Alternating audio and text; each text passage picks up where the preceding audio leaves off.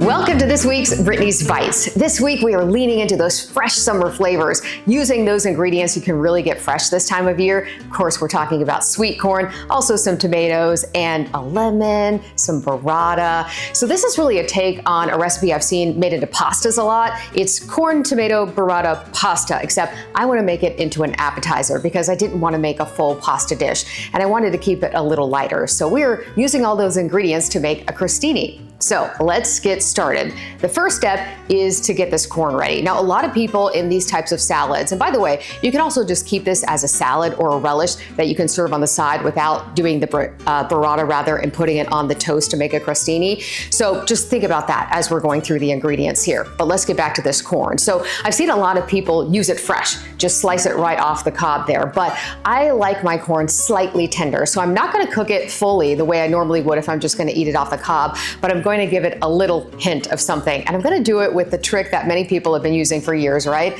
We're gonna put it in the microwave. Have you done this before? It only takes, if you have like 1, 3 or 4 minutes, a couple, maybe 5 to 6 minutes, you're gonna put that in the microwave and then, use your little towel or whatever you need to touch it because it's gonna be so hot. And then you're just gonna cut it right here and push it out, and it just slides right out, and all of this fuzz and the silk comes off as well. So it's a really great trick. But the reason I'm gonna start off doing this is because I want the corn to then have a chance to cool a bit, because this is a cool salad that you're gonna put on top of the burrata. So let's get started with this. I'm gonna pop these in the microwave, and then we'll come back and talk about the bread.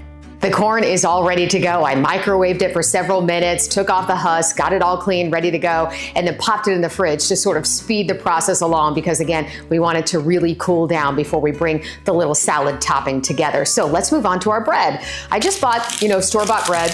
I would like to make my own, but I didn't this time. And usually, for crostini, a lot of people use a baguette, which is fine, but I wanted a little bit more surface area for these. I want more space to put the good stuff on top of it. So I have some French bread here. I'm just gonna cut off the end, and then, let's see, I'm gonna do it about this thickness, if you can tell. So, not too thick, not too thin, maybe the Goldilocks version of bread, right?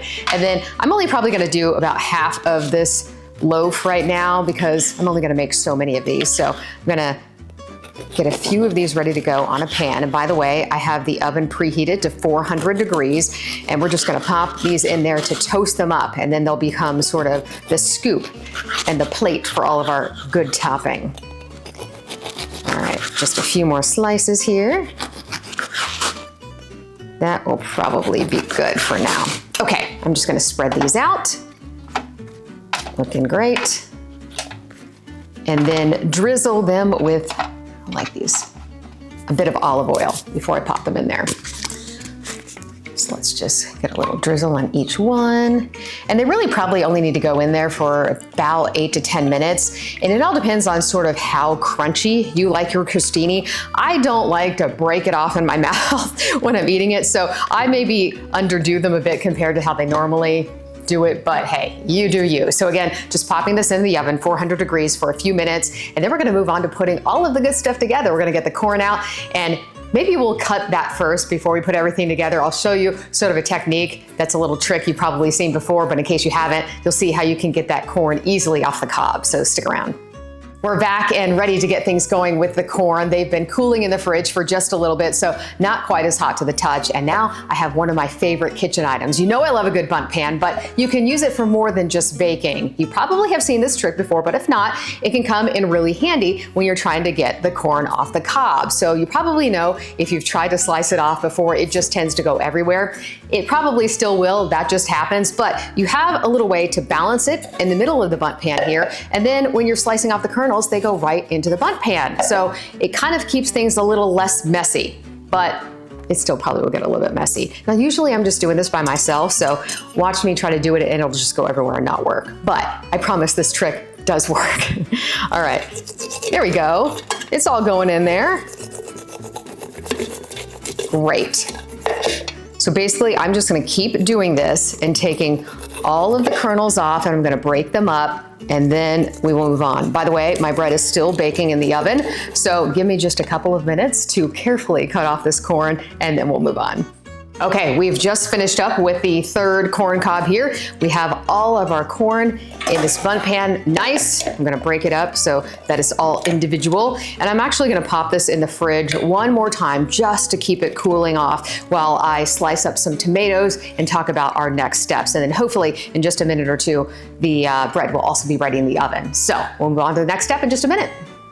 Now it's time to bring everything together. We have the crostini cooling off behind me. It was in there for about 10 minutes or so, nice and a little crisp and ready to go. But let's get the mixture that we're gonna put on top all coming together. This is that lovely sweet corn. It's all ready to go now. And I have now some little cherry tomatoes. So this is the pack that they're petite cherry tomatoes, the snack pack, or they call them snacking tomatoes. I like to use these because I want to keep things really small because again, we're going to put it on top of a crostini. Now, if you were going to use this as a salad or in a pasta, you wouldn't have to do that. You could just use the regular ones and cut them in half. But these are tiny, and I'm going to even cut them in half from here, just so that everything is kind of small. So I'm just going to take this, have these little ones in there like that. Some, if they're bigger, I might even quarter. So give me a moment to just get these tomatoes in here, and then we'll move on to the next step.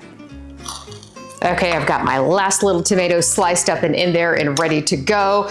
The other ingredient we're gonna put in is some basil. And these are nice, lovely big basil leaves. I forgot to mention this earlier, but that's one of the nice fresh ingredients I was talking about that are so good this time of year. So we're going to stack these up and then roll them up and slice them so we get nice little strips. So I'm just gonna take this knife and run it through. Great. Ooh, don't you love the smell of fresh basil? We got a lot of it in here, which I don't mind at all. Okay. All of our ingredients, other than the little dressing that we're gonna make, are in here. So I'm gonna give this a nice little stir and kind of make sure I like the portions. A little bit of everything in there. Doesn't this look so beautiful?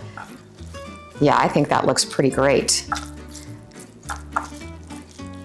Fantastic. Okay, I've got this all stirred up. I'm just going to grab my crostini and clean this up, and then we're gonna make the little dressing and start building it, and then talk about that burrata we haven't talked about yet. So stand by. Now we have our crostini ready to go. I just got a few of them out on a plate here. We've got our mixture all combined. Now it's time to make the little dressing that we're gonna put on that. So it just starts with some olive oil, and you can vary these ingredients. Frankly, you can just put some olive oil and balsamic vinegar together, and that's all you need, maybe some salt and pepper. Now, as far as the measurements go, well, just a little bit of eyeballing it. So I'm gonna put like maybe a quarter cup of olive oil in here, and then a few tablespoons of balsamic. I actually have white balsamic, so I'm gonna use that. Now you can use rather regular balsamic, but I thought I don't want to make the corn look dark with the balsamic vinegar, so this will keep things looking light. So I'm just gonna pour a few tablespoons of that in there. Really want that flavor to come out. Then we're gonna do some salt and, well, actually, yeah, salt and pepper. I'll do that now. A few cranks of salt. A few cranks of pepper. I do love pepper. Then I'm gonna do a little Dijon mustard, just a little squirt of that. Ooh, it always just wants to come right out. Okay. Hold on. Okay. Now we're gonna go to the next step, which, oh yeah, lemon. So I'm just gonna do a little bit of a squeeze of lemon in there. Perfect. And then mix this all up. Smells so great. I mean, all these flavors, the balsamic and the lemon and that Dijon mustard, the flavors are all coming through. All right, that's about what you want. I'm gonna pour this on top. Kind of eyeball it. Before you pour the whole thing, I would pour a little bit, stir it together, and see how much you need. A little bit more. Yeah, just a little bit more. Might not put the whole thing on. Okay. Ooh, it smells so good. I think that's good for now. I'm gonna keep this just in case I decide to change my mind later after I taste it. But we wanna let that also kind of marry together, all of these flavors. You can actually pop it in the fridge for a little bit, but I'm gonna keep things moving. All right, I'm gonna set this over here to save. Fortunately, I've got Dijon mustard everywhere, but that's all right. Now let's talk about the burrata. So if you're not familiar, burrata is kind of like mozzarella cheese, but it's soft inside. You probably have seen it comes in a little ball and you open it up and it's all ooey gooey. So I wanted to use that because I thought it would be a little bit easier to spread on the toast. So we'll see. Of course, it's in a bunch of liquid. I'm gonna pull one out of here. There we go. So here is the little ball that it comes in. And again, if you open it up, there you can see all nice and gooey in there. Ooh, yeah. So I'm just gonna put a little bit on each one. It would be helpful probably if I had a knife over here to spread it out. But hey, don't they say your hands are the best tools in the kitchen? So that's what I'm gonna do. A little bit more on this last one. Spread it out. Okay, it did get very messy. I'm gonna rinse off my hands really quick.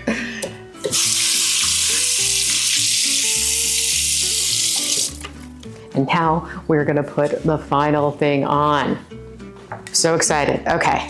So now you can just take some of this and spoon it right on top. And look how beautiful that is. I feel like it just looks like a big bite of summer.